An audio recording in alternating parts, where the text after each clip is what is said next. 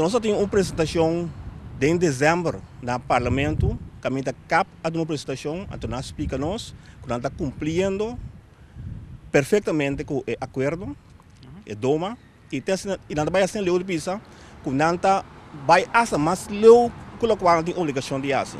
Porque dentro doma tem para entre outros, que segundo para subir o candidato de passageiro não tem uma obrigação de cap para fazer inversão, para fazer expansão, etc. Então, nós explica que nós a superar esse cava, nós está invertindo mais do que qual segundo o contrato nós supôs invertir. Pois para ministro assumir a posição de vai pôr um responsável com nota responsável, então para base desse outro visto não está alargar seu contrato, o ministro não está compreendendo o que está sendo.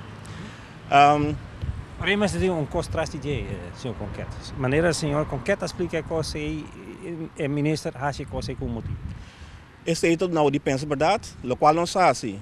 Algum momento atrás, nós entregamos uma carta a 2 petições no Parlamento, firmar para minha pessoa, para o senhor Hansel Kuiman Diman e a senhora Omar Leiflang, membro independente, para nós pedir, em primeiro lugar, uma reunião de Comissão Central com a gerência de Airport Holding, para nós ter informação de sua parte.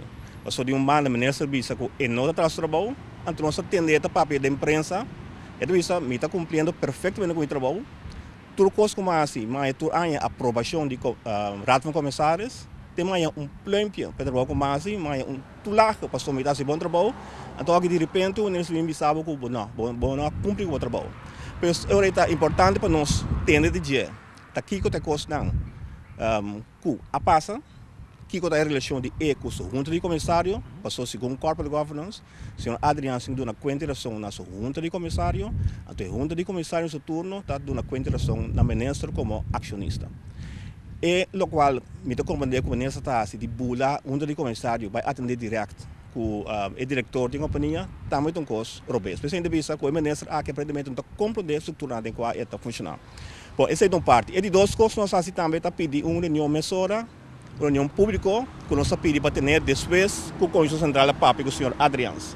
Então, na reunião aí, nós evitamos o ministro Palma, para base da informação que nós temos, nós podemos um debate mais efetivo, mais eficiente com ele. Então, a base sempre que o Parlamento hoje fica com posição.